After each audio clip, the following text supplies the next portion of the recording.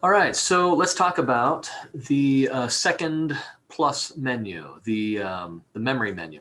So we go second, the blue button, and then the plus sign, because right above it says mem for memory.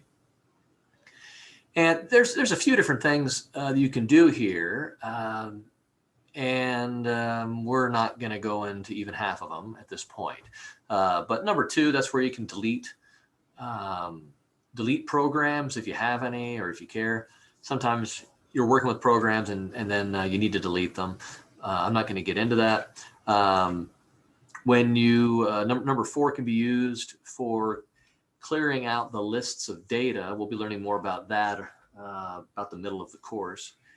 And you can archive and unarchive programs and things to so they don't take up as much space on the hard drive of your calculator. But what I really want to talk about was options 1 and 7. If we go to option 1, this will show you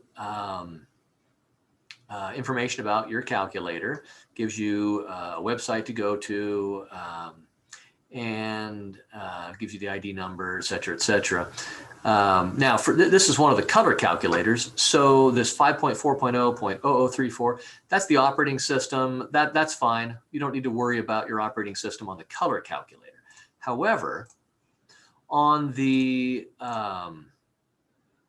black and white calculator, the non-color, this number here, in this case 2.40, that tells you the operating system.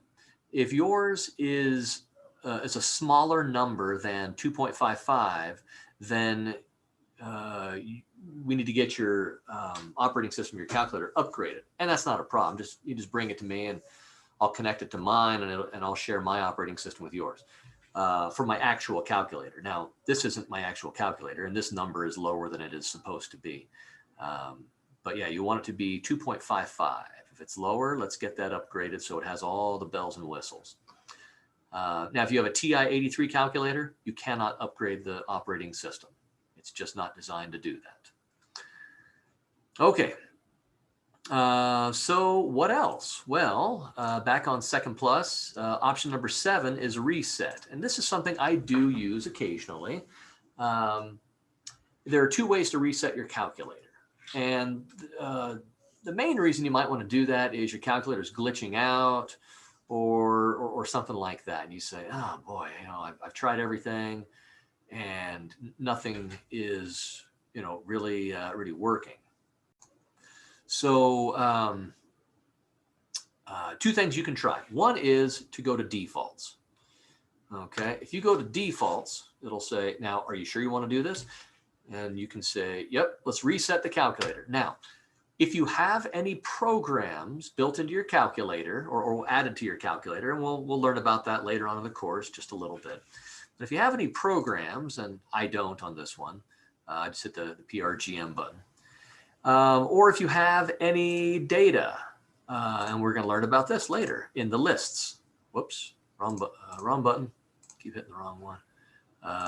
If you have any data in the list, which I do, those things will not be eliminated when you reset the calculator via that choice called defaults.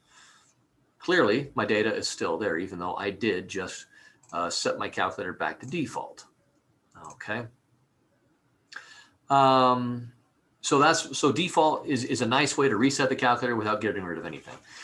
So you try that first. If that doesn't work and you're trying to reset your calculator, if that doesn't fix whatever the problem is, then you're going to need to go to all RAM. Now that's going to get rid of everything and get it completely back to factory settings. So your programs, your functions that you had in the calculator, your lists of data, they're all going to be gone. For the most part, that's not a big deal, but programs can be a problem. And so if you have to do that, you'll want to copy those programs over to another calculator or to a desktop or laptop and then put them back on when you're done. Anyway, that's what I wanted to cover on the memory menu. So glad we could cover that.